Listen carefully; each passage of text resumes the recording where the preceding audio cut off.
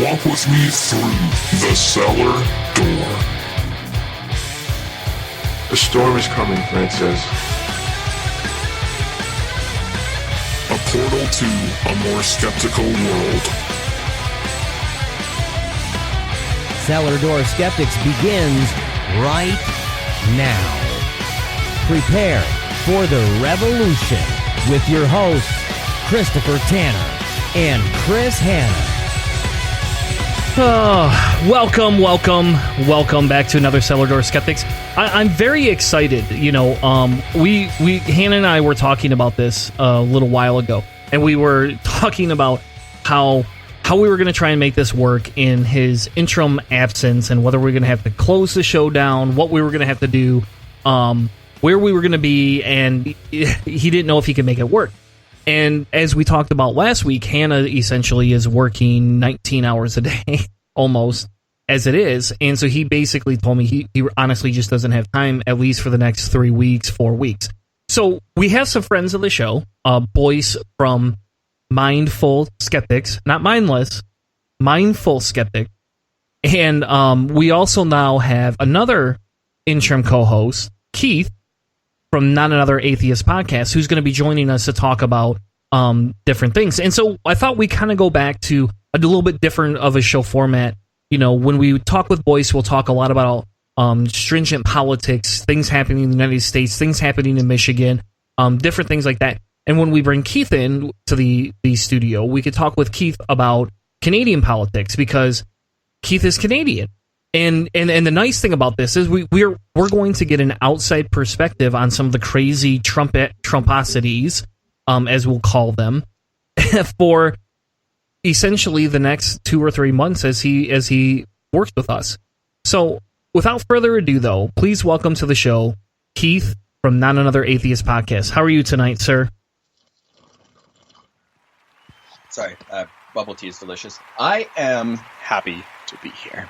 And so this is going to be an interesting attempt, because I'm working on my show here and there, I guess, and I'm kind of guilty of not putting as much into that one. Life's been hectic for both Jen and myself, but no, I am happy to help out and try to be the replacement empathetic deaf person. I think as a Canadian, providing that empathy is kind of my forte, or at least that's what I'm going to try to convince people of for the next, few seconds until I start hating on somebody. Yeah, well, see, there you go. And the funny thing here is that, when we talk through these things, and Hannah, when Hannah would do the show, a lot of times I do the research, Hannah would read the articles, and we were joking about this before the show, but sometimes, like, Hannah would be like, my life is so busy right now, I literally had 10 minutes before the show to read the article, fill me in. And that would be like our pre-show, was we'd be having a conversation and then be like, oh yeah, I heard about this podcast, blah, blah, blah.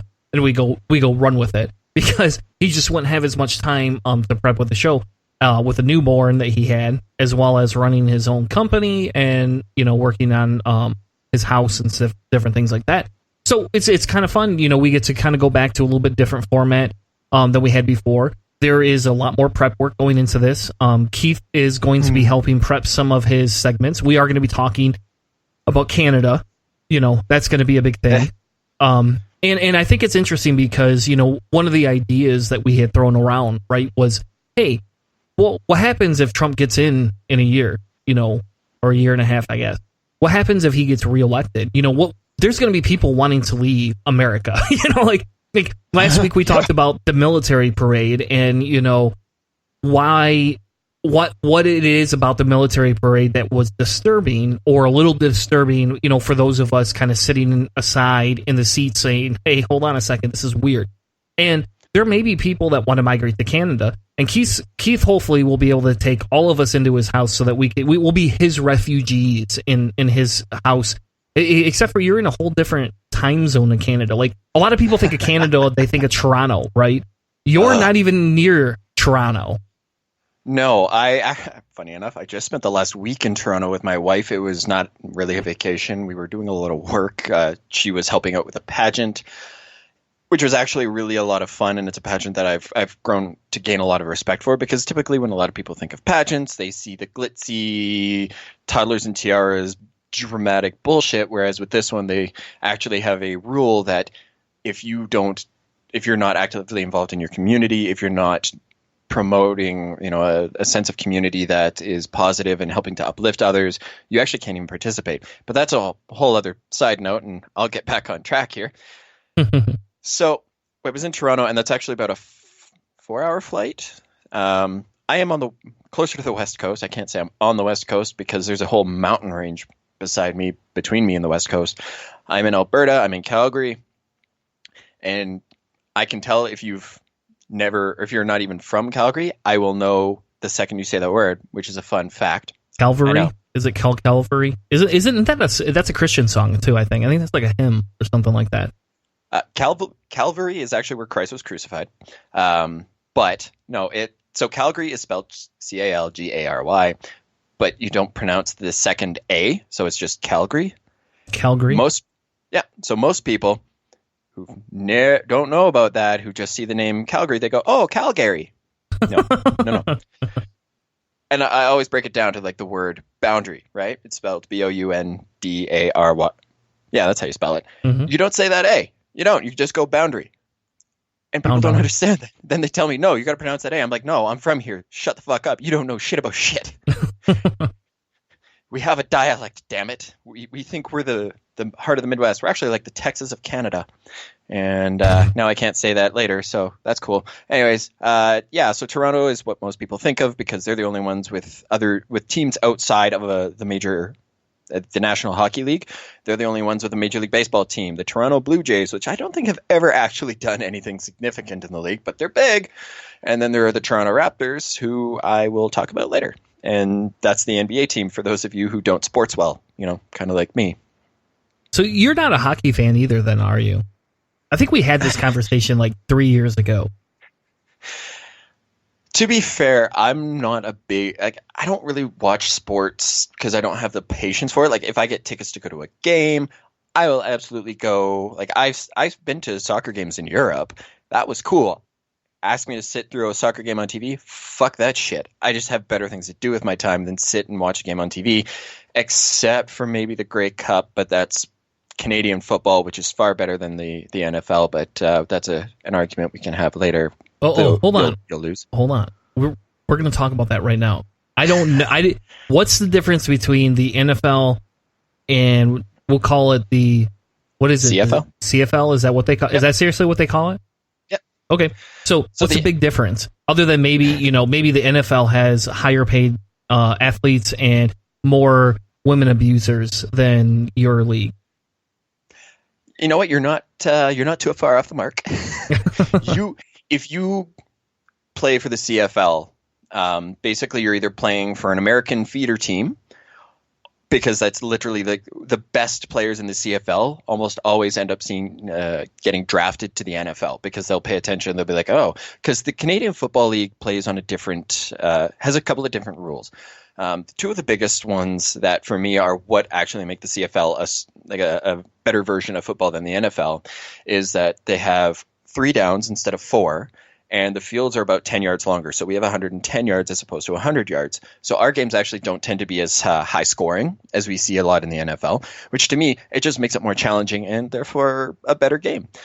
But yes, you're right. Not as many women abusers because they can't afford to be blackout drunk half the time. They can't afford the nice lawyers. So they try to stay away from that. Yeah, and that's interesting. We talk about these different things, right? And I'll admit that I think I'm not I've moved away from sports over the last like 4 years, and I'm still a big hockey fan. I really like the Red Wings. They're just not doing a whole lot. Other than that, I don't watch much football anymore. I will watch soccer if it's on, right? If somebody puts it on, like we're at the bar. Weirdly enough, been at the bar lately, on and off, and they'll have different soccer games on, and you're like, oh hey, well I'll watch this just because it's very slow, boring, and I can drink beer or wine to it, and nobody cares, But I'm not really big into sports either. But I always thought it was funny because you in where you're at, you have a national hockey team. You really do. And you have a whole separate. Real boys. You guys have a whole separate Canadian hockey league. that like is like you don't talk shit unless you know what you're talking about that league. Like I had a friend that was really into Canadian hockey, and I was like, I didn't even know that was a thing. I just assumed, they were all American, right? That's obviously my privilege and my bias there. But he was like, oh no, right. I don't think you understand. You just don't understand. And I was like, okay, well, enlighten me. And he's like, if you make fun of me, we'll never have this conversation again. I was like, whoa, shit, dude. Wow. What's like? It's actually called the Canadian Hockey League? I don't know what it's called, to be honest with you.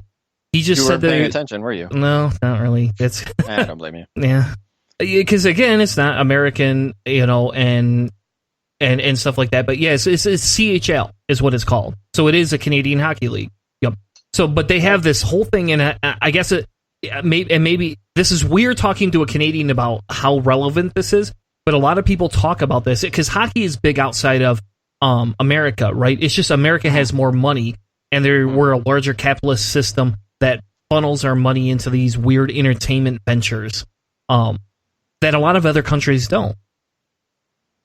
So I don't know, it's kind of, for me, it's kind of one of those things where I never knew this, but there's a lot of teams, there's a lot of, Canadian, league teams, and this kid was from Toronto area, and he basically said, if you don't know about it, let's not have this conversation because it's not worth me getting angry. That's interesting. No, I see. I was aware that there was a thing called the Canadian Hockey League because I know we have junior. I wonder if it's a junior league then. Actually, this sounds like something worth Googling while I babble to myself. Because I know there are smaller feeder leagues which are meant for like young adults, so late teens-ish type area. Because I know we have the Calgary Hitmen for the WHL, the Western Hockey League. They're one of the bigger feeder teams for the Flames as far as getting scouted and what have you. So I'm wondering if that's maybe what the CHL would be.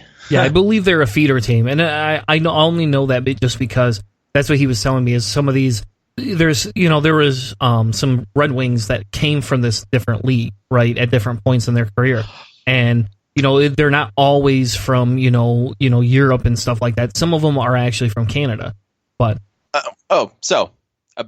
this is from their website, about the CHL. The Canadian Hockey League is the world's largest development hockey league with 52 Canadian and 8 American teams participating in the Ontario Hockey League, Quebec Major Junior Hockey League, and the Western Hockey League. So the WHL is a part of it. CHL players graduate from high school at a rate higher than the Canadian national average. Okay. Oh, I apologize for that. I didn't expect that little grain of rice to decide to try to take me out on its way down. Anyways, I have my own thoughts on why that might be, because I went to high school. My high school had a program dedicated to the hockey kids, so they all had private tutors and they got passed through things. So I'm not going to necessarily say that's a good thing. Last season, there were more than 9 million fans who attended CHL games in the regular season, playoffs, and the MasterCard Memorial Cup. CHL supplies more players to the NHL and Canadian inter-university sport than any other league. So I didn't actually realize it was that big of a thing. I mean, I know our Hitmen, the Calgary Hitmen, they're fairly popular. They actually get to play on the same ice that the Flames do. But I actually didn't realize it was quite that big. Learn something new every day. Yeah, it's weird. I don't know. So anyway, just a weird side anecdote to the show was that I learned about that, and it was kind of funny because I think you and I, again, we've had these conversations before. And you're not, lost myself, yeah. Yeah, and you're like, I'm not really big into the hockey thing, and it's like, I always forget that, and now looking back on it, I'm not as big into hockey either, really. So, if I watch a game, it's because somebody gave me access to their, network to watch it. I don't pay for them, and I got rid of my cable now, so, Oh, I can't say I blame you. Cable is just fucking expensive, and I mean, you can stream everything. Everything's available online. Why the fuck hate cable anymore? Yeah. At least that's my take on that one. Yeah. We'll call them Keats mini rants. Those happen a lot. Actually, I was on the Brainstorm podcast, and I felt bad because there was a couple of times that I just went off on this political bullshit that was going on at the time, and they were just like, so how do you really feel? I'm going, I did it again, didn't I? People think Canadians are just so nice, but as they're going to find out, not as much. Exactly. I love Canada. Just drive around in Toronto, literally drive, you will get honked at more times per minute than you probably do all year. Really? Oh, it was insane. That was one of the first things that I noticed about. Okay, I didn't drive. We took Ubers everywhere, which is another thing that was weird because Uber's not big in Calgary. Our cabs have been fighting it because it could put them out of work because, they overcharge everything. But what do I know? And we're taking Ubers and we kept getting honked at all the time. Everybody's honking. This is like, okay, why? Like I've been in Manila. I was a passenger in a car in Manila in the Philippines where their quiet traffic is almost as bad as LA rush hour. So if that says anything about how bad rush hour is in Manila, and it wasn't that bad. Like the only time they really honked was to let somebody know, be like, hey, I'm just coming up right behind you. I'd like to get over, or hey, you're turning and I'm just right here. Not this aggressive, it's been green for 0.3 seconds. Why haven't you fucking moved? Exactly. And that's kind of weird. We have that, we have a little bit of that, and I don't know, about a month ago, I went to Miami, right? And I didn't know there was a such thing as you could do a U-turn without, like in Michigan, we call them roundabouts, whatever you want to call it. Roundabouts, And, you have those. And you also have, basically they call them like Michigan turn lanes. And, they're basically set aside. It's like a half roundabout is what it is. And essentially, like, you get into the left lane, you move over to a side lane, you do a little half circle, and you go. You continue to go right. You have to stop, blah, blah, blah. Sometimes there's lights. In Miami, I'm literally sitting at a light, and this cop in front of me does a U-turn. I'm dead serious, like, to go the other way. And I look at the guy that I'm with, and I'm like, hey, does that happen all the time? And he's like, oh, yeah. He's like, this, like, we don't have any laws that say you can't do that. And I was like, well, just so you know, when you come to Michigan, if you drive, we do. Don't do that. You're a minority, A. You'll probably definitely get pulled over because, there's a lot of racist cops in Michigan. And B, really, your friend is black. Is that the prequel to the story? He's actually Cuban. But in Michigan, they probably just look at him and go, he's Mexican. That's what they're going to say. They're not even going to distinguish it. And I only say that you laugh, but I only say that because I worked before I moved to Zealand, which nobody in your area probably has ever heard of. But I've heard of New Zealand. Nope, not that. Maybe that we're other Zealand. There you go. We're the other Zealand of America. But they we're this tiny little suburb that is west of Grand Rapids, between Holland and Grand Rapids. And there is, when I worked at this company called Witness Inspection, they employed a lot of minorities, right? They weren't Cuban, they were all Hispanic, and a lot of them, I had to manage 15 of them on my shift, and they would always, like, some of them would come in and she would be like, yeah, I'm late to work today. And I'm like, I know, it's like the third time this month you've been late. She's like, I know, I got pulled over again. You do not understand. I am actually getting pulled over. And then she showed me this ticket to appear. They pulled her over at 3 in the afternoon because she had a taillight that was out, and they wrote her an R&R ticket. And she goes, yeah, it was a repair and report. So essentially you have to repair it, and then you have to go show them you repaired it. It's ridiculous. And then she goes, here, let me show you something. And she pulls out 2 more, all within the same month. She had 3 of them. She goes, I'm dead serious. I do own a crappy van, Chris. Don't get me wrong. But how many people, have had 3 R&Rs in Zealand specifically in a month? And I said, all right, fine. You know what? That's fair, because technically speaking, I drove around in high school with a vehicle without a front bumper for 2 years. So, and I never once got pulled over except for telling the cop, yelling at a cop outside out the window. That's the only time I've ever actually been pulled over for that. And that's illegal. You can't drive without a bumper, Oh, fair enough. It is kind of funny that you bring up the whole U-turn thing. I don't want to interrupt you because it sounded like you had a really good train of thought there. But I think you guys might be the weird ones, because in Calgary, unless it says specifically no U-turns, as long as it's safe to do so, you can pull a U-turn, I'm pretty sure. I mean, I've seen people get randomly pulled over for U-turns, and then I've seen people not get pulled over for U-turns. So we do have spots that they specifically say no U-turns.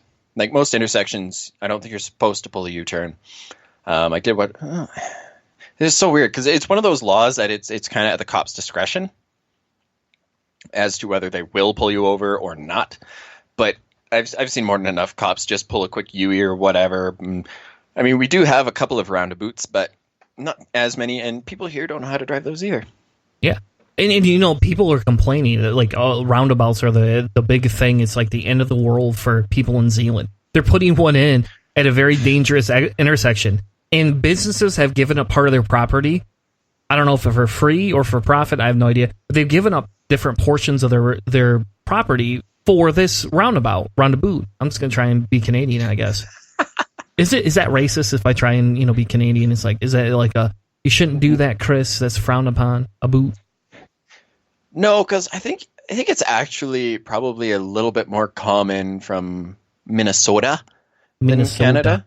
It's weird how we have that stereotype, but I think I've heard it more from people from Minnesota, at least on TV. So I don't really know. I think the stereotype came from a TV show in the 80s or so, but no, it's cool. You do you, man. Yeah, it's well, was Trump on that TV show? That's all I got to say. Oh, hell no.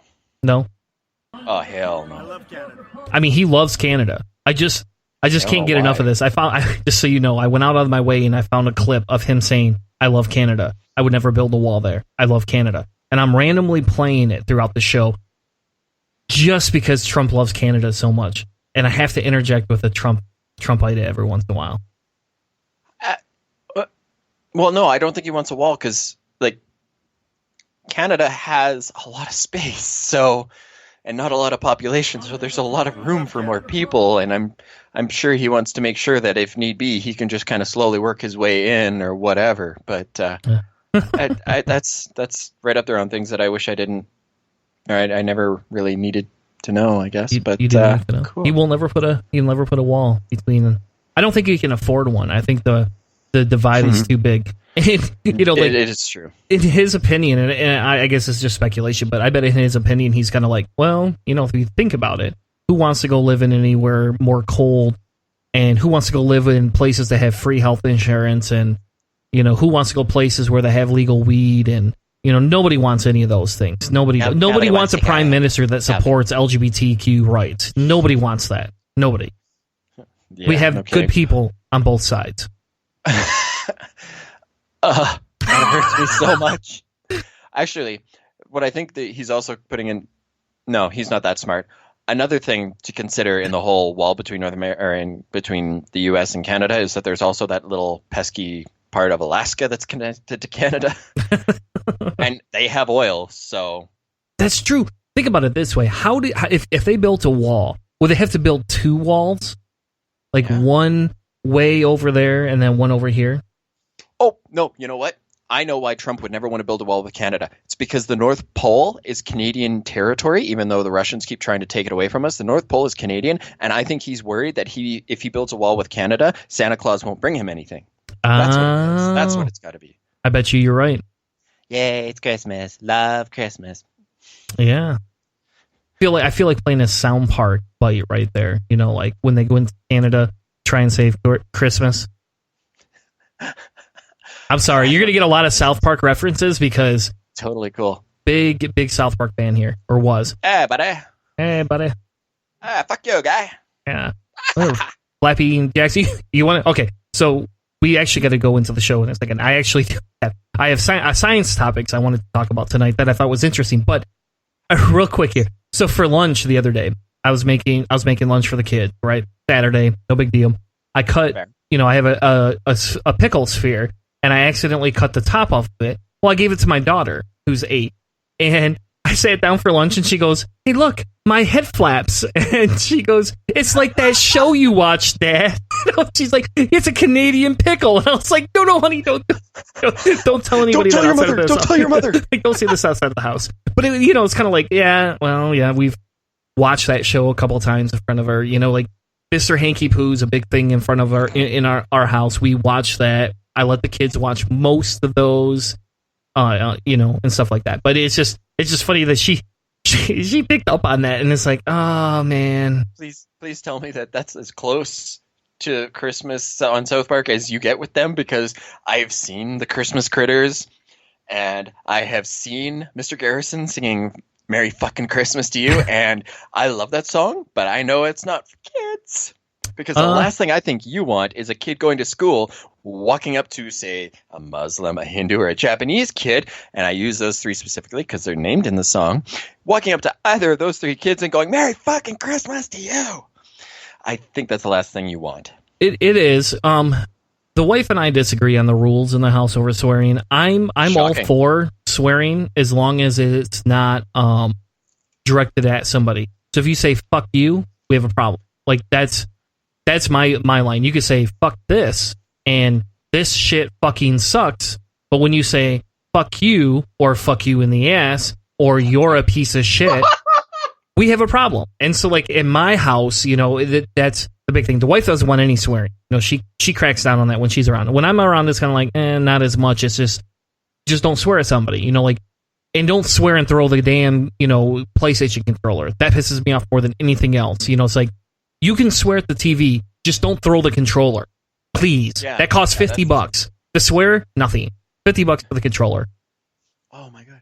See, my parents had a different take on it. I mean, up until I was about 12, I kind of wasn't really supposed to swear at all ever. My mom, her upbringing was really uptight. However, once I turned 15, I got a job working with my old man. I was a furniture mover for the office furniture company he worked for.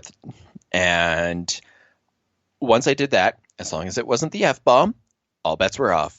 Because my mom was like, you know what? You're around worse. As long as it's not the big F four-letter friend getter, well, you're fine. Just be careful around your grandmothers. To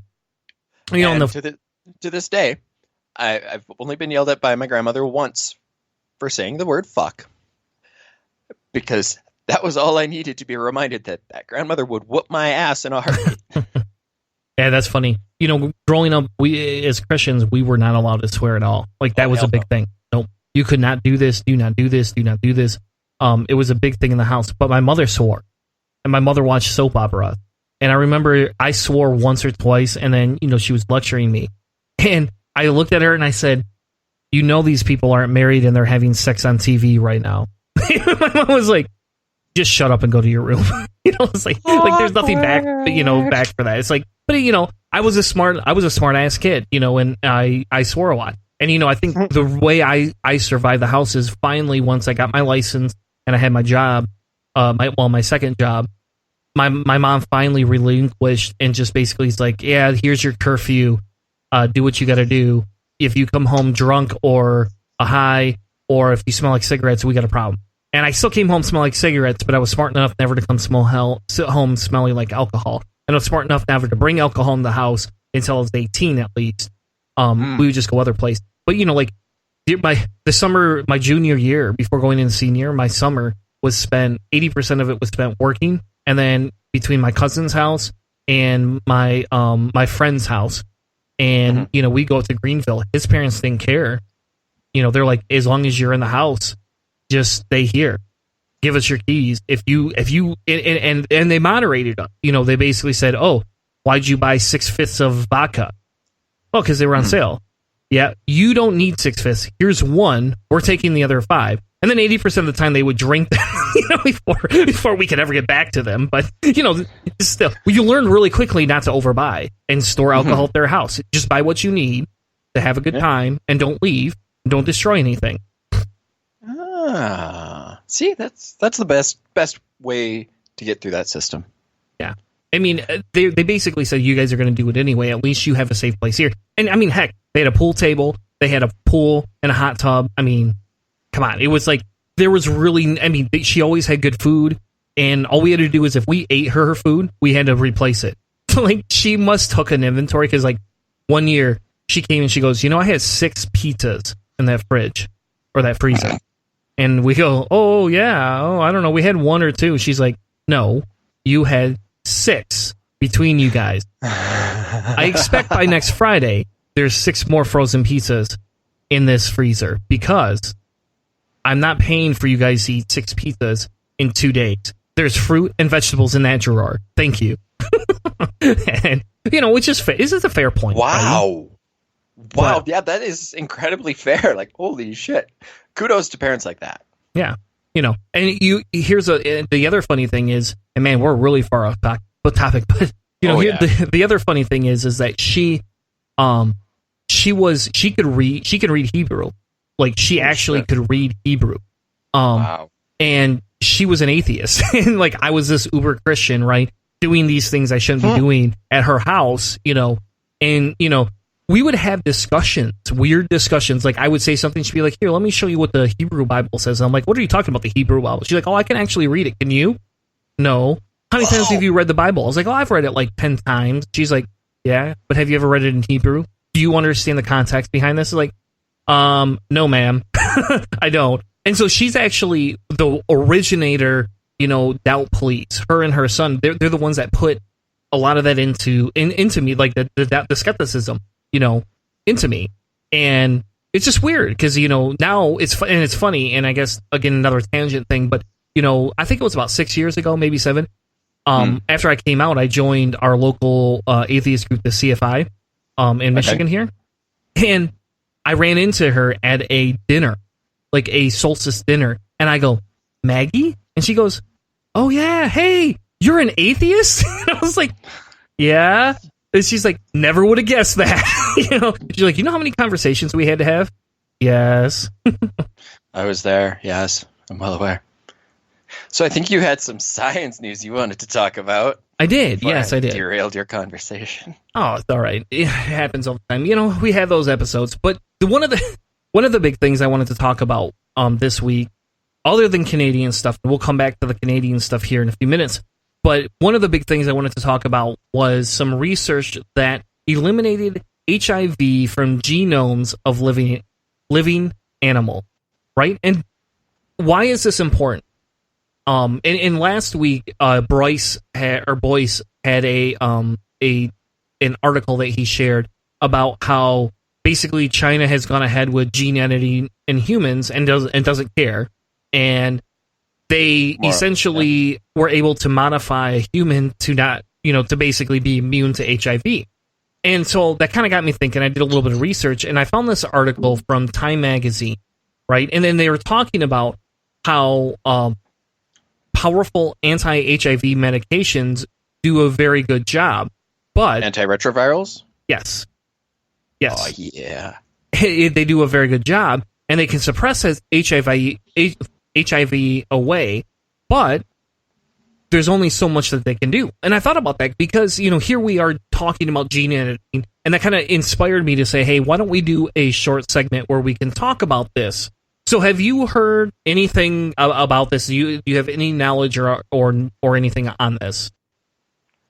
I actually do, which is kind of interesting that you would ask me like that. Well, you sent the article and I went through, but so one of the podcasts that I listened to, it actually was my first podcast that I listened to, was The Skeptic's Guide to the Universe. If you love science and skepticism, give that shit a listen, or you can pick up their books, and I'm going to totally shill for them because it's amazing. It's really well done. It's a great guide to critical thinking. Anyways, so they were talking about that Chinese article where essentially the researcher had inserted these genes into embryos, I guess. Yep. Using CRISPR to rewrite the genes. And from the sounds of things, that actually that guy, not only did he do it without ethics, he's since disappeared. At least I haven't looked it up, so I'd have to go back and try to find their original source material for that. But that's something to keep in mind. However, what I did want to add about the antiretroviral drugs is I had done a little bit of research in them because I kind of heard this offbeat comment, and I was like, well, hang on, because the ramifications for the comment were fairly large. So the ARVs, it can suppress HIV long enough so that it can be held at levels so low they're virtually undetected in the blood, which basically means if they can't detect it in your blood, you actually won't be spreading it. Not that I'm saying, you're good to go fuck whomever. However, without necessary prophylaxis, I think that might be an irresponsible approach. But it is something that going forward is really beneficial to our society, because this is something that does get in and it does attach itself to your genes, which can be passed on through the generations. So I do think that if we can latch on to this whole gene editing with CRISPR, it's a shame Hannah isn't here because I know how much he loves CRISPR. If we can basically eradicate it from the genome before it has a chance to, modify itself and basically integrate itself deeper and deeper and deeper into our genome. I mean, to be honest, this is awesome. I mean, Gattaca, eat your heart out, right? Exactly. And then that's the idea here, right? And that's what exciting about this, that they found that this was 30% useful, among the tests that they've done. And of course, they're doing tests with, different mice, and that's not testing on humans, right? Right. But the difference is the success rate, or what's happening through these observations, is we're now looking at HIV being a curable disease. And anybody that's listened to the show throughout its entirety, if you go back to some of the first episodes, one of the doctors that we've had on, Dr. Abby, she literally was involved in her doctoral research in HIV research. So this is something that's very, true to our views and discussions on this show. But I really like this article. Yes, A, because of the CRISPR thing, and B, because of what the new technology can do. So the second step that they do, science, bitch. They can do with the gene editing tool, right, is to splice out that HIV. So it's not only just these drugs that are using to push the virus, the virus dormant. They can start editing these genes out from these mice, right? So instead of basically rendering it inert and difficult to spread, we can actually eradicate it, which would be phenomenal given that it's kind of a nasty little infection that nobody ever wants. Exactly. Well, that's disputable in that there's a whole community about people who are so afraid of getting HIV that they just go out and get it so they don't have to be afraid anymore. But that is a whole other topic, a whole other episode. That's weird. I did not know about that, and I don't want to know about that. But you're right, and the funny thing is in this experiment, not only did they do this with lab animals, they actually took human cells, put them in a lab dish, and actually applied this process to it. And that's what's cool here is that they took what they learned with the mice and they're now applying it to the human state. I mean, can you imagine, what this could do for third world countries, right? Now, I don't know if we need that many people living longer, right? So if we're going to do this, we should probably teach people how to not have 20 kids and, Well, let's remember how many layers there are to that, right? I mean, we've seen measles and other curable diseases that we have vaccines for rise up in areas where they had previously been eradicated because leaders in those areas, for example, I really wish I had known that we were going to go down this avenue. I would have made a point of reading it.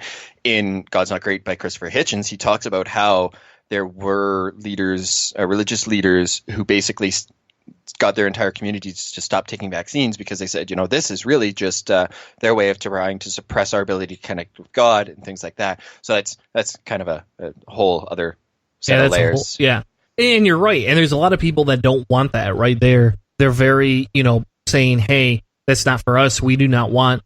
We want to be, it's the woo-woo community, right? Or fear of colonialism, and and that's sad. It's sad that those communities exist. And I think that's a good topic. Maybe we'll add that to the list of things we want to cover over the next 3 months. But that's one of the things sorry to cut in. Yeah, you're fine. That's one of the things that's really, really important here, right? Is because as we talk through, we're talking about democratic debates and we're talking about, what do we want in a candidate and what's socialism versus democratic socialism? What's the difference here? And one of the big things that, bothers me is how we go into other countries and control them and force them to become like us. And while maybe to some extent it's maybe a little necessary to sometimes, but I don't like how we do it or what we do. And there has to be better ways to do this. And I think going back to this article, this is going to be research that at least gives us an option to put on the table, right? We're putting an option on the table to help humanity out. And I think that's the biggest thing that we could take away from this. So to trail back to my previous point, and we've actually seen something similar to what I was saying earlier about, religious leaders trying to impede progress by saying it's going to take us away from God. This was a couple of weeks ago, and I found this article from on another podcast, but they got it from Right Wing Watch. Rick Wiles says plant-based meat alternatives are a satanic plot to create a race of soulless creatures. And this is in response to the Beyond Meat burger that A&W has been touting. Mm-hmm. I'm talking about how these things are they're going to adjust our DNA to make us soulless and unable to, basically live forever, as the religious believe, in heaven or hell and all of that. So either they're trying to make people worried that, the good people won't get to heaven, but also that the bad people can't be punished for a lifetime and go to hell. I think it's kind of the fear there. But so we're already actually seeing that in the States and the Western civilization. So yeah, it's like they're reverting backwards, right? Yeah, it's one step forward, 15 steps back. Yeah, exactly. I don't know. It's weird. It's weird, man. I don't know. It's a weird thing. It's a weird thing to process, because I don't understand people that are anti-vaxxer. And the one of the conversations I have inside of my family, because there's some people in my family that are anti-vaccine and they just know not to talk about it around me. My one sister, who is actually more religious than a lot of the other portions of my family right now, she's extremely pro-vaccination. Like, it's weird because, like, I'll say something or post something on Facebook and she likes it. And it's like, oh, I didn't know you approved of this. And then somebody will comment and she'll respond to them and be like, nope. Be like, well, that's just weird from the one sister that's like ultra pro-life and, God.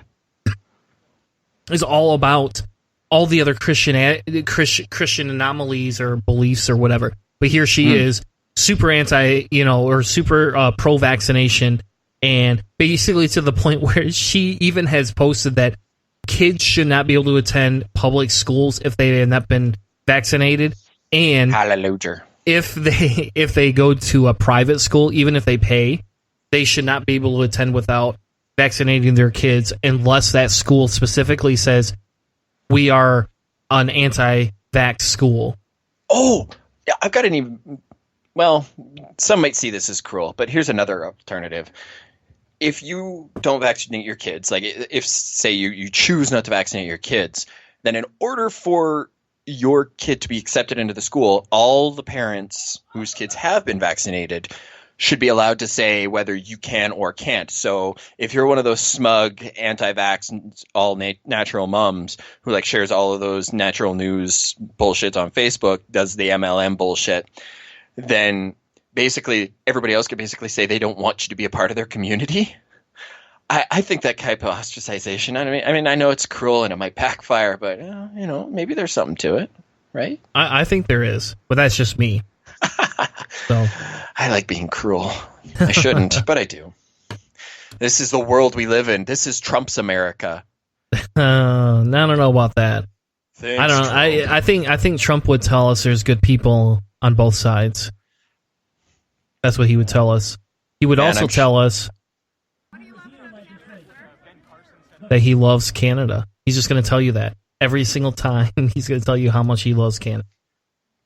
Anyway, I think he'd also say 9 out of 10 people enjoy gang rape, but hey, there was that too. Well, that doesn't bode well for Canada, buddy. For the night. Yeah, doesn't bode well for you, buddy. So if you want to get more into the actual harder science, I grabbed the Nature article where they actually delve into the study. I'm going to tell you that it is a lot of reading. There's a lot of figures. They talk about a lot more than what we get into, and I'll be fair and say that unless Keith thinks that he can handle all the scientific words and correcting me for the next half hour, it's probably better if you read it for yourself. I would recommend just do it yourself, man. Yeah, but if you're interested in this, the links are in the description. Again, I found the read in the Nature article very interesting. It is a very long read, but I did find it interesting and worthwhile checking out. Oh, yeah. So, another article I found that I wanted to talk about a little bit tonight was about monkeys using stone tools. Haven't you always wanted a monkey? Exactly, yeah. Most people have. And these are cute monkeys, don't get me wrong. They're like tiny versions of people, just hairier. They Why are. don't we have 12 of them each?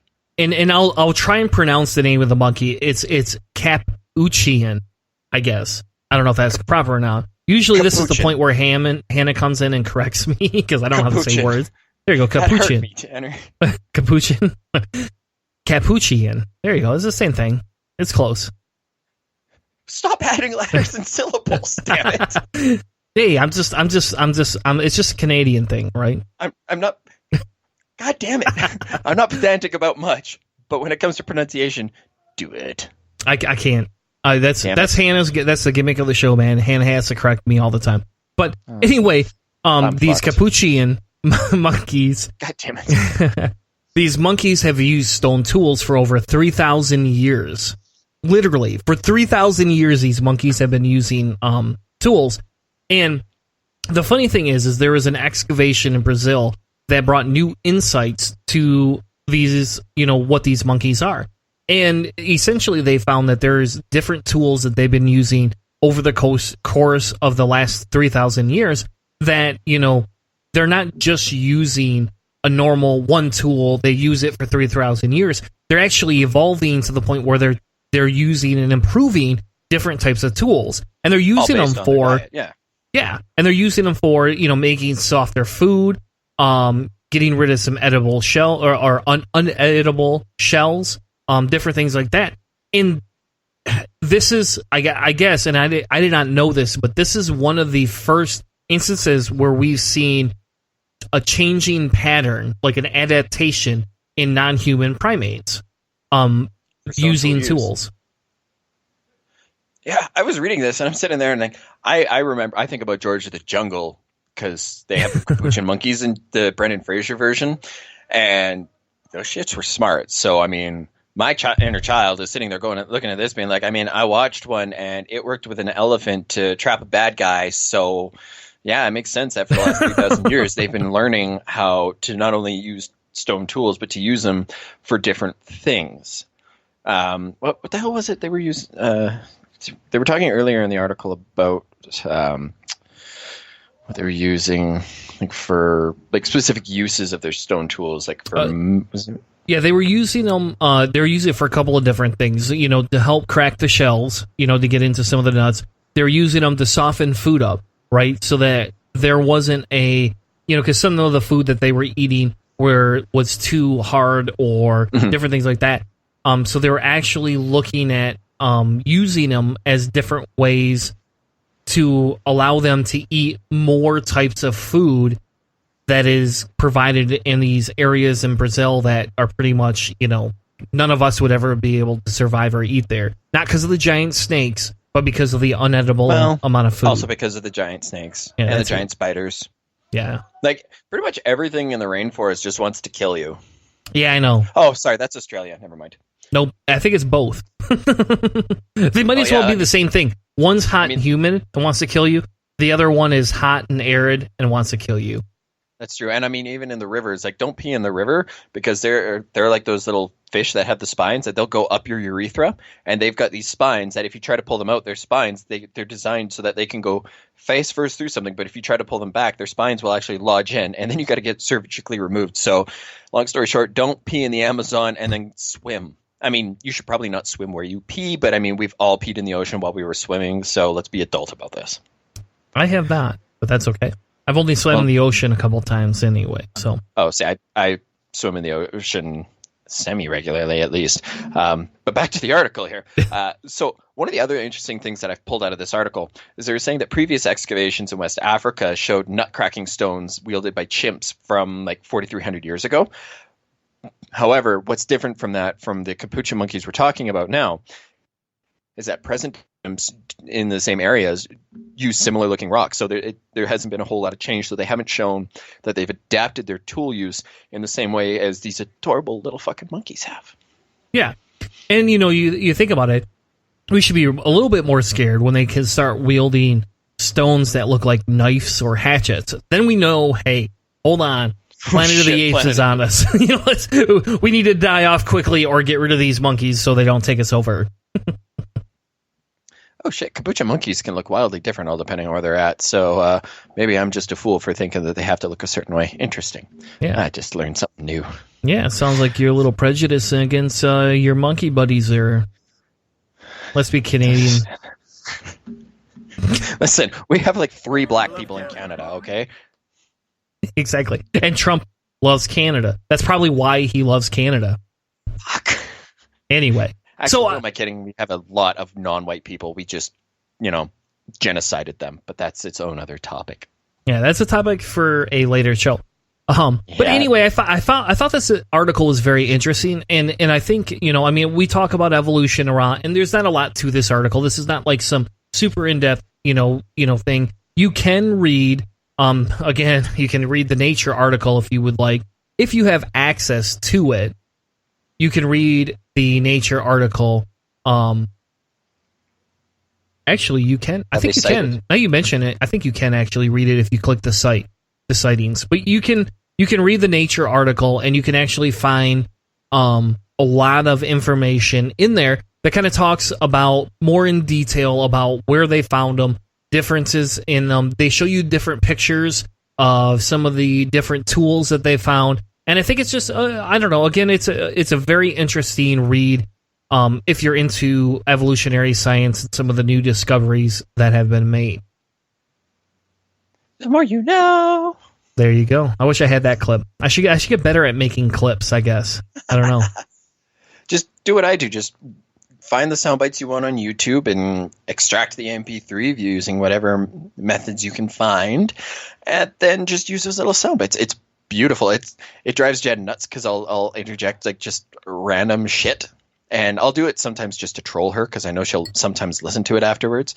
And I knew she listened to one particular episode because she yelled at me because I used a small section of music from Nintendo Wii Sports. I got this long message going, "You're such an asshole. I can't believe you did that to me." I was like, "What do you mean? What are you talking about?" I don't get it.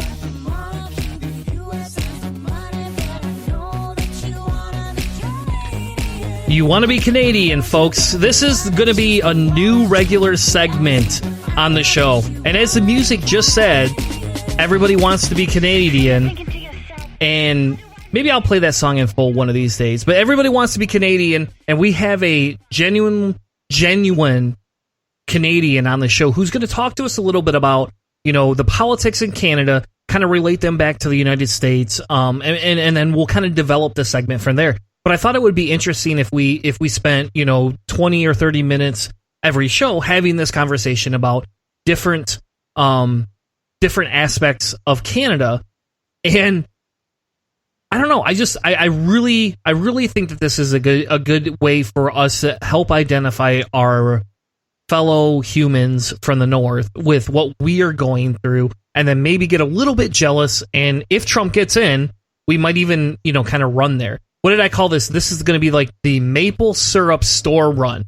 So, like everybody kind of says, hey, when your father leaves and he goes to the store to buy a pack of cigarettes, big unrunning joke, and never comes back. It's going to be when we go, hey, family, let's get in the car to go buy some maple syrup. Because we need to get the fuck out of Dodge.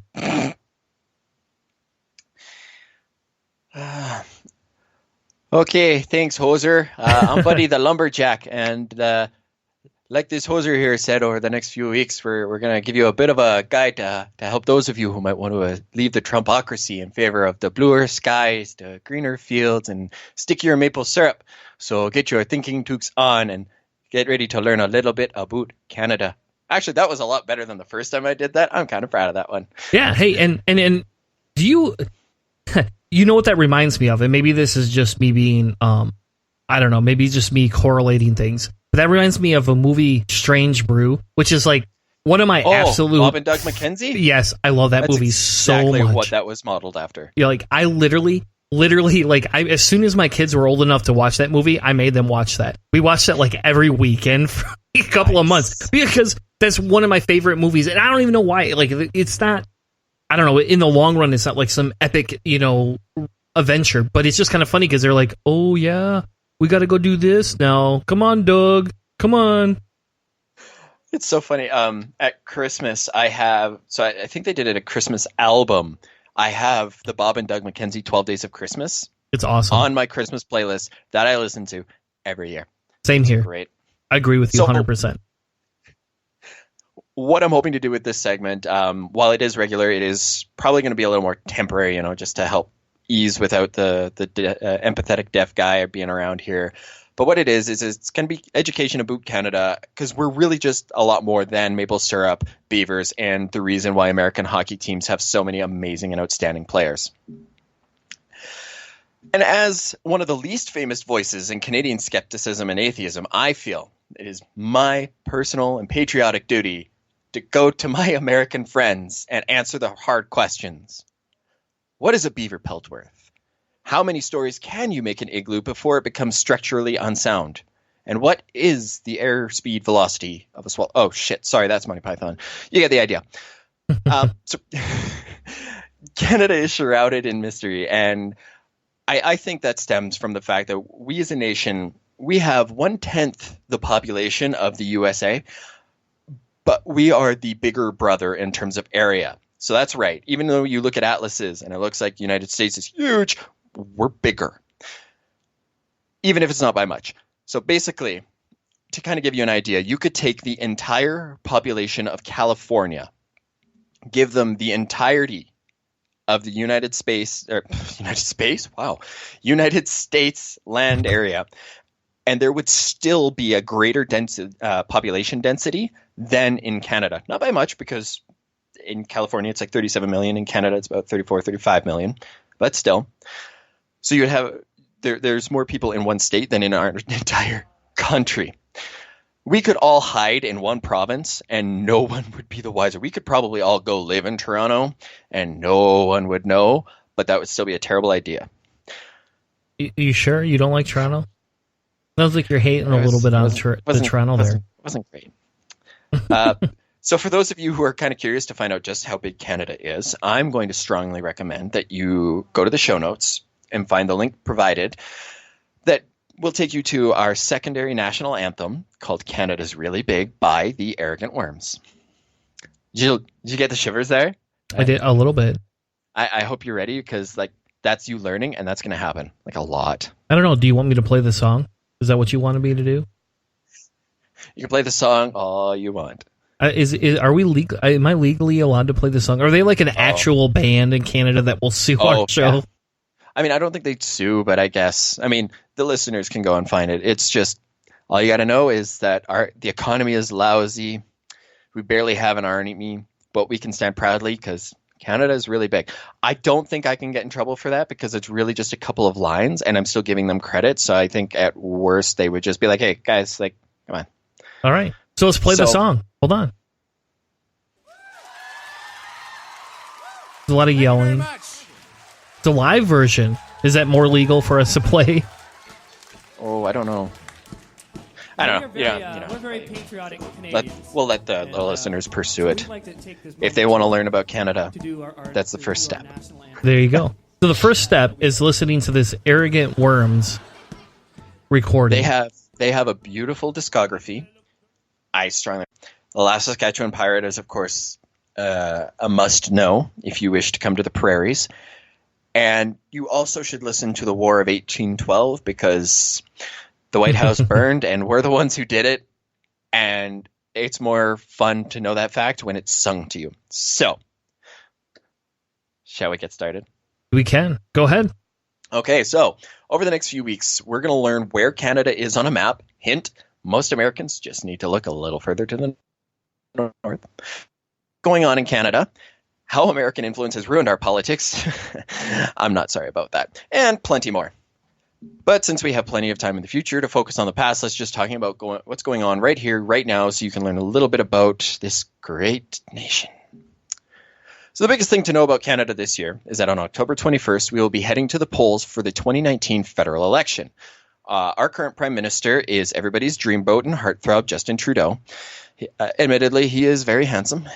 I'm not his biggest fan. I'm not antagonistic towards his supporters, except when they forget that there has been a couple of controversies surrounding him. But that's whatever. We can deal with those in their own time. So he's actually the son, and this is part of the reason why he's gained a fair bit of notoriety. He's the son of one of our more famous and influential prime ministers of yore, which means that he was prime minister in 1980 to 1984. So the reason why, one of his biggest legacies, his father Pierre Trudeau's biggest legacies, is that he enacted our Charter of Rights and Freedoms, which is kind of a big deal. Different than a constitution and Bill of Rights, I believe, and all of that. I mean, admittedly, I think you guys are probably going to learn a lot more about Canadian politics than I know about American politics, but I know Americans who can change that real quick. Now, Trudeau was voted in as the leader of the Liberal Party of Canada, which they're considered the middle of our three main political parties. So the Conservatives, who make up the right wing, we have the New Democratic Party, the NDP, making up the left, and then we have the Liberals allegedly falling somewhere in the middle. Most Canadian parties actually do hug the center quite strictly, but they're a little right of center. So the Liberals are actually a little right of center. The Conservatives are just a little further right, and the New Democrats are a bit left of the line.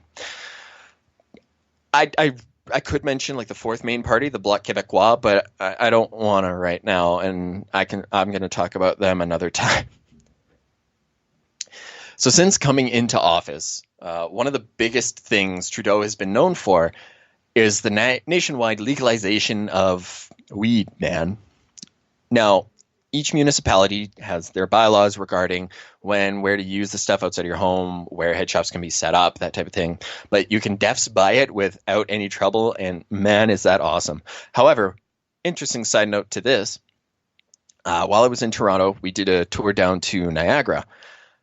There are no dispensaries in Niagara because it's right on the American border. And like it's a stone. You could throw a rock from Niagara and be over the border. I know. I've actually crossed into Canada at that said border, and I've crossed Canada in Windsor, and then gone back to the United States at that border more than one time. See, there we go. So that's going to be a horrible, horrible segue on my part, but whatever. So I think this whole legalization of weed is necessary because now our country has two miniature Trump wannabes running provincial governments. And the reason why I say minuscule Trumps, is that their platforms were based on misinformation, scandal, and trolling. And that's pretty much how you can sum up their parties, their platforms, and their fans. Because I have yet to meet an honest support for the Conservatives, specifically in my province, but we can talk about that in a little bit. So I'll talk about those two. Some of you are going to recall a simpler time, about 6 years ago, when Toronto mayor at the time, Rob Ford, made headlines as the crack-smoking mayor. And that shit was fucking hilarious. It even made the news in the States. I think I heard Jon Stewart doing a bit on it. It wasn't the funniest because I don't find... Sorry? John Oliver made fun of that like crazy. It was like... He's like the British Canadian. If I had to say one. But yes, it was John Oliver went off on that like you wouldn't believe. That's great. Yeah, I'm not a huge fan of Jon Stewart, but he did a bit on it, and I was like, oh wow, the Americans even know about this. We've really fucked up. So he has since passed away, actually, due to a brain tumor. So we're not going to joke about that because it's not good. Why? Right? And cancer isn't great. But anyways, his brother has actually made a name for himself politically by leading the Conservative Party to victory in Ontario, who had, for the 15 years previous, had Liberal leadership. And I'm going to really drag my feet bringing this one up, but Alberta has also done something very similar, though our politics was only left-wing for about 4 years. So I'm going to go into that a little bit here. So from 1971 to 2015, our Conservative Party in Alberta had a bit of a dynasty. I'm going to say it probably ended when Ralph Klein left. One of his legacies as his time as a mayor in Calgary was our LRT. It's basically our above-ground trains. It was jokingly referred to as Little Ralphie's train. I don't know. I don't get it. But apparently one of the things he was known for was he would drink at the local pubs, and he would talk to constituents and concerned citizens and all of that. So apparently he did a lot of that shit. He garnered a lot of support. He was held dear for Alberta. He ran the province for quite some time. And one of the last things he did was we ran such a huge surplus with our budget that he took the 3 million people in Alberta and gave each and every one of them $400. That's pretty good to me. It does on its surface, but when you stop to realize that he was only able to do that by cutting back on healthcare and education, then you start to go, with such a surplus, couldn't we have, actually worked on our infrastructure and improved our province? But, who knows? So anyways, 2015. That's later on. So up until 2015, the Conservative Party led Alberta. Alberta is a very blue-collar province, and I kind of jokingly, also somewhat seriously, call Alberta the Texas of Canada. So in 2015, the Alberta Conservative Party finally collapsed in on itself, and that party actually no longer exists. It fractured after Ralph Klein left and has since passed away himself. I believe there was only two or three leaders, and they basically couldn't control the party, couldn't hold the party, and there was some fracturing, and a newer Conservative Party and an actually more right-wing party tried to dominate the right-wing side of politics. So that failed. It failed miserably, actually. And why did it fail? Because of all the infighting. They literally ripped themselves apart. So in 2015, Conservative voters were completely split between the two parties. I think there was other independents wasn't as politically aware at the time. Oh well. But in 2015, this meant that our election saw something that nobody ever saw coming. We went from 44 years of majority, like we're talking almost the entire province, almost every single constituency was blue, switched from blue to orange, which is the color of the NDP. So we went from a majority Conservative to a majority NDP party. So how did that end up going back on itself? How did we go back to Conservative leadership? Well, let me tell you. The Conservatives formed a new United Conservative Party, the UCP, and under the leadership of Ted Cruz. This is the guy Ted Cruz could be if he had social skills, and his name is Jason Kenney. They once again went on to hold a majority government. So, if I may, this is going to be one of my rants. Liberals, leftists, everybody who is anti-Trump in America, or everybody who doesn't support Trump, I should say, fucking listen. One election cycle was all it took to reclaim the majority in politics. They reunited, I should say, and it does not feel very good, in 4 fucking years. They had their infighting. Let's not say that they didn't. There was one named Rick McIver who did take some issue with some of the things Kenny was saying, but he kind of got silenced and pushed to the side because his voice wasn't really that entertaining to the public eye. But this infighting didn't cripple them and hold them back. So if we could just collectively pull our heads out of our asses and quit with the "I'm more left than you, hurdy-durdy-dur" bullshit, and focus on the, oh, hey, this person isn't as fucking bad as Trump, so I will begrudgingly vote for this party, and then hold their asses to the fire. If they step out of line, then maybe, just maybe, Trump could be voted out of office. Okay? So let's learn from this. Let's stop acting like we're better than ourselves and work fucking together. Okay. I'm going to try to bring my blood pressure down now because I can feel my heart rate in my pulse. In sports news, the Toronto Raptors made history because they sporced the basketball so hard they won a championship.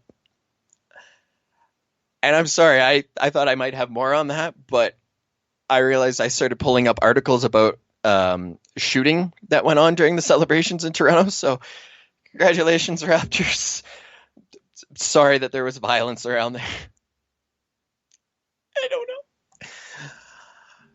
So I think I'm going to stop there for tonight, and I'm going to ask Tanner, is there anything you'd like to ask? Well, definitely not about the Toronto Raptors. I could say that for a fact. I don't care about the Toronto Raptors. No offense. Like, I didn't even know their name was the Toronto Raptors.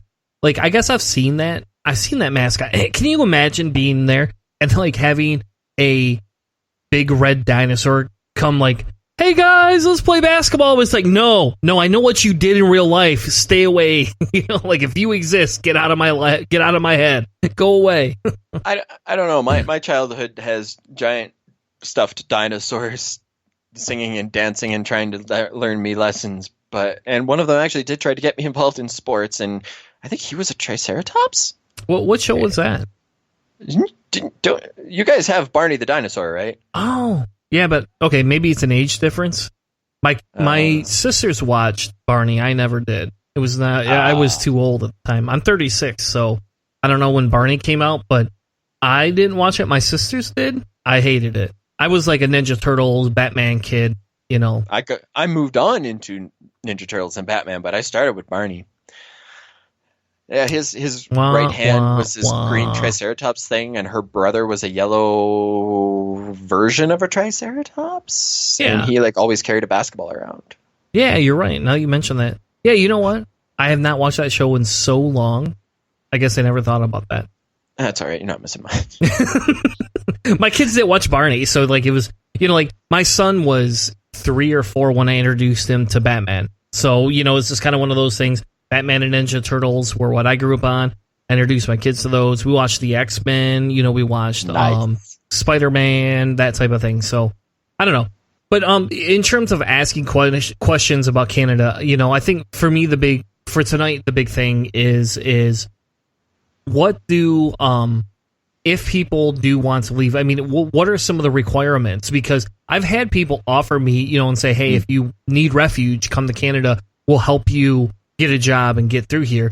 You know, now I don't know what the jobs entail pay-wise, but I guess if I could take probably a $10,000 pay cut easy to get, you know, medical insurance that I don't have to pay for out of pocket, you know. Well, to be fair, our healthcare system being that it is more private, you can medications typically don't get the same coverage. Most employers, or many employers anyways, that I've seen have some sort of a health plan that at least will cover a significant portion of medications. Should you need, like, I can go to the emergency room free of charge. I had no problems. I got x-rays done. I've had ultrasounds done, all at no extra cost. Like, literally just, I go in, they do it, and I leave. Oh, you're yawning. I thought you were kind of like, what? That's possible? No. You don't go bankrupt going to the hospital. I believe my mother-in-law rode an ambulance, and that was included. Like, literally, it's not nickeling and diming you and you being so afraid of going to the hospital because you can't afford another $50 for something. Like, I could actually go to the waiting room, get seen by a doctor. There are things that you do have to pay for, which is kind of a pain in the ass. Like, if you need a doctor's note for work, you do have to pay a little bit for that, just because doctors making that such a mandatory thing, which is its own bullshit requirement. I think people should be granted X amount of sick days per year, but again, own thing. Dental and unfortunately optical, those are both not covered, so a lot of people don't get those. But I believe again, I could be way off on this, but I think most emergency medical procedures do end up getting covered. I think most of our charities that help people financially with cancer treatments mostly focus on the fact that, you know, if you have cancer and you're getting chemo, you're not working, right? And if you weren't working before that, you probably didn't have a great income. So helping you, you know, work on finding some sort of some financial stability, finding ways of covering a couple of your extra bills, that type of thing. Which, I mean, I think it's great to have that sense of community, but at the end of the day, like, you shouldn't go broke because you're dying. I think that's bullshit. Anyways, I keep ranting, going off there. Well, and that's, I think that's one of the big differences. And that's, you know, for me, that's the big thing. You know, I mean, we talk about what's going on right now inside of America, right? And, you know, there's a discussion, you know, about somebody called Andrew Yang, right? And we talked about this last week on the show a little bit because he's kind of been an up-and-comer a little bit, and one of his big things is universal health care.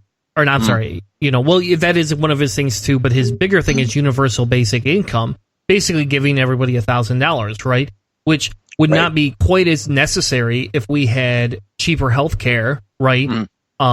Because a lot of people need that kind of money for health care. Now, we also need it for other things too, and I don't actually disagree with universal income at all, to some extent. And I think we see some of that.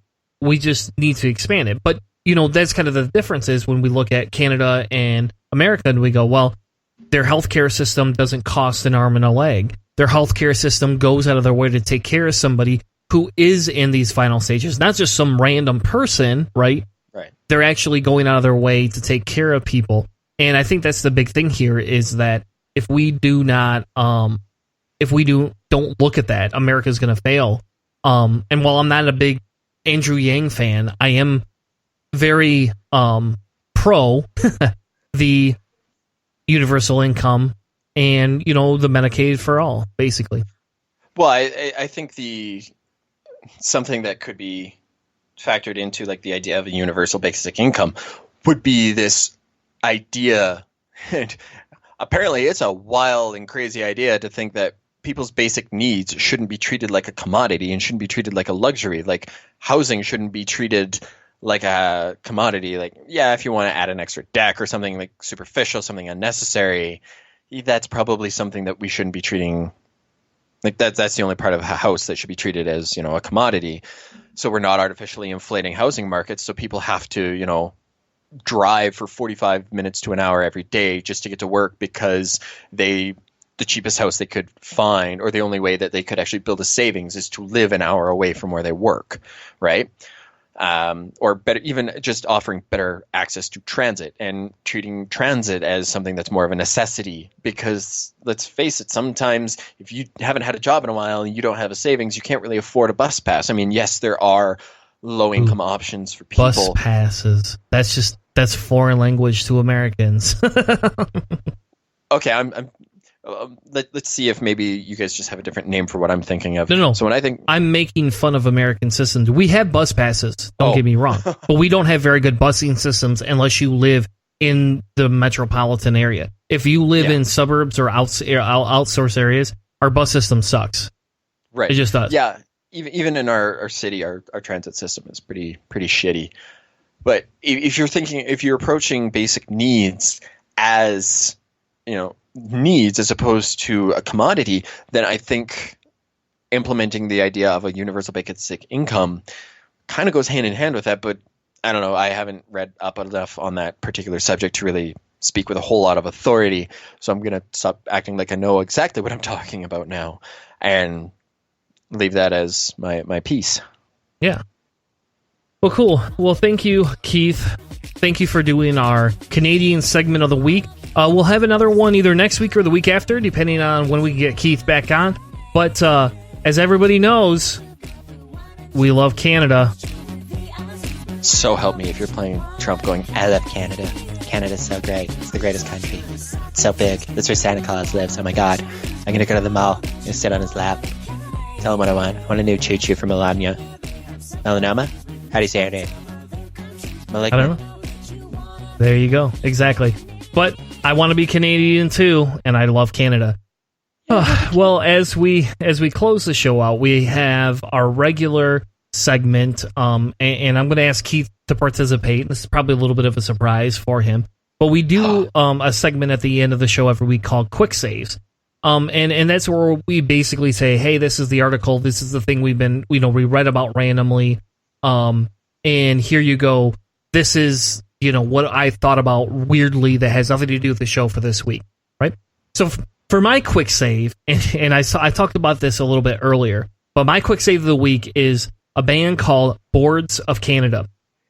And I have to bring this back up because I literally listened to this band when I was younger, and they're a semi-minimalistic electronic band where it's not like a trance type DJ. This is actual, like, they make their own music. They at one point were accused of being an occult, where they basically had an album where everything ended in sixes and all these weird little things, and they had like a big hexagon thing, and like everybody like in the Christian community kind of were like, oh, you shouldn't do this, and but they're this little unknown band. Until today, I'm dead serious. Until today, I literally thought this band was a Canadian electronic artist band. Dead serious. They are actually not. They are a Scottish electronic band that decided to name themselves after the National Film Board of Canada because that's what they watched as children growing up in Scotland. It's just, I don't know, man. Like, I'm befuddled that even was a thing. And it's like this big new thing for me where I had no idea that it happened. No idea. That's fair. Sorry, all right. Other thoughts of quick save. I'm not going to drop the person's name because I don't want to chance any sort of retribution or anything falling back on the organization that I was working with. But I do want to touch on a story that they were actually telling us. Is they had a person who entered into their or was trying to enter their pageant, their whatnot, who was trans, which they said, absolutely, we welcome you with open arms. However, they do try to do a little bit of a background check, and they found out that this person has made a bit of a name for herself. Now, I'm not going to drop the name, but they gave me her first name, and I all it took me was about 2 seconds on Google to find what was the controversy with this person and about the lawsuits that she was embroiled in. Essentially, this person has made a bit of a name for herself by suing estheticians for not treating her because she has not had bottom surgery, and she's gone to them to try to get a Brazilian waxing, which requires different training than for for vaginas as opposed to penises. We're just going to be adults and use the words here. I said that without giggling. Tanner, do you know how proud of myself I am for that? I mean, I know highlighting it really nullifies everything, but I gotta say, I'm kind of proud of myself for that. So this person has not had bottom surgery, so she does have a penis.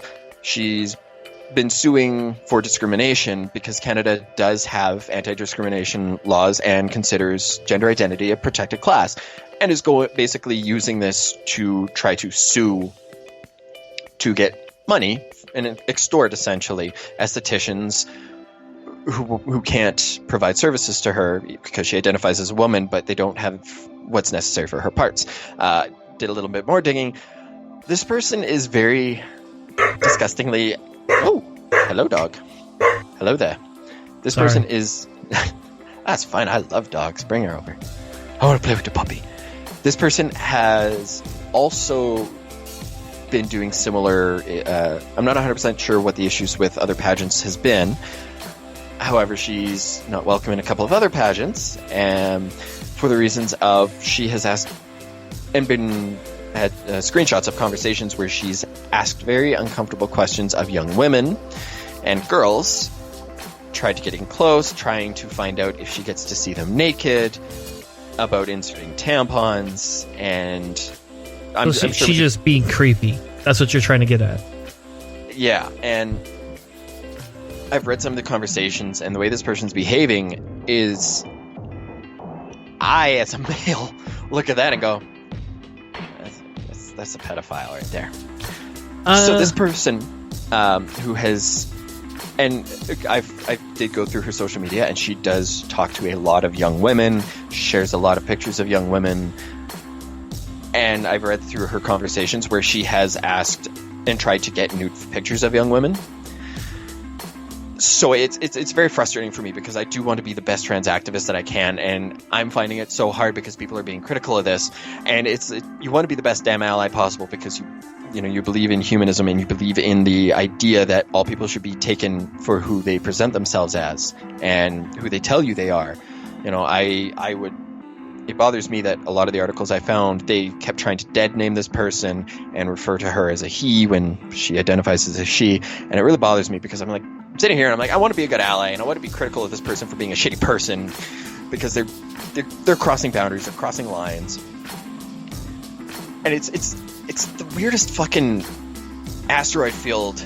I'm going to use a Star Wars reference here to try to navigate and get through, because you want to protect people. You want to protect, the gender identity, but you also want to focus on protecting kids. So if you find somebody like this who you feel, they identify as trans, but you feel that they are behaving poorly, we'll say, you can be absolutely critical of that person without, resorting to transphobic and homophobic commentary.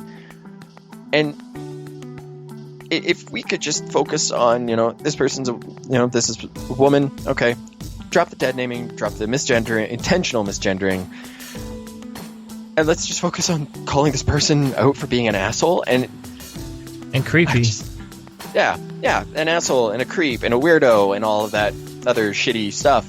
But we don't need to resort to continuing the anti-trans rhetoric. Exactly. I agree with you 100%. And I think, I think that comes up a lot, and those are examples that some people inside of the, Trump movement have used before, right? It's not a new thing. I have a problem with some of that, and I would caution everybody here was we should not jump to conclusions. I don't agree with you that we should call her a pedophile, but I do think that we should at least understand some of the warning sign behavior, because I think pedophiles don't hit a certain gender. They exist throughout the normative spectrum, and we have to understand that. And I think we should be cautious of this, but at the exact same time, yeah, you're right. It makes you feel bad because you I don't want to lambaste anybody, but you got to call shitty behavior for what it is. So, and actually, that does kind of put an interesting perspective into my head there, and I appreciate you for kind of holding my feet to the fire on that one, so to speak. If you want to extrapolate out, like a very, very, very small segment of society collectively engages in these very questionable and suspect behaviors. So I don't think it fails to stand to reason to say that we can generalize that small of a proportion might fall into the LGBTQ community. So, yes, of course it's going to happen. And it really pisses me off when I see it happen, because then it's like, great, now you have just given all of these bigots all of this ammunition that they think, and everything that they're going to harp on, you're going to be their only argument on that subject for the next, year and a half, until the next big shitty thing happens. Yeah. I think one of the things you have to do here is highlight the good that comes from that community, and highlight the good things, and say, yep, this is a bad thing, we should be very cautious of this, but as long as people know the warning signs, there you go. It's just kind of like people used to say the bathroom thing. Well, how many times has that ever happened? I'm never going to say it hasn't, but it's so minimal. It's the conversations are very limited, and when we get an article or get something like this, we can address it, but at the exact same time, we shouldn't make this isn't a focus that we go, hey, this is a normative behavior. This is just shitty behavior that happens to come from a minority community that's gaining steam here, and more people are coming out and identifying as a gender of their choice. And so you're going to get some of this. It's going to it's going to happen. And to summarize my long-winded spiel there, shitty people are going to be shitty regardless of if they're straight, if they're not, if they're cis, if they're trans, if they're anywhere else on the gender spectrum that isn't, male, female. Shitty people are going to be shitty. Period. Exactly. Well, Keith, thank you so much for joining us tonight and filling in for Mr. Hannah. You can find Keith and Jen over at Not Another Atheist Podcast. We plan on having Keith back on a little bit more to talk more about Canadian things. Thank you all so much, and have a great about night. The fuck was that? That was a horrible outro. Anyway, thank you all so much, and have an amazing night. You've been listening to a presentation of Cellar Door Skeptics.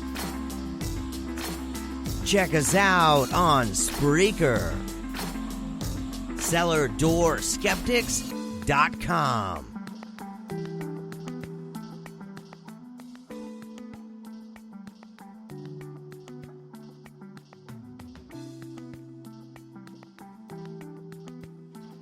If you'd like to join the ranks of Patreons and sponsor the show, head over to patreon.com/CellarDoorSkeptics. For less than a 20-ounce soda or an energy drink each week, you can help sponsor us, the hosts, and our charity of choice. Patreon helps Cellar Door Skeptics create better content, become better activists, and it's going to help you stay healthier by drinking one less soda or one less energy drink each week. Click the link in the notes of the show to sponsor us today because we bring the discussion with the sources.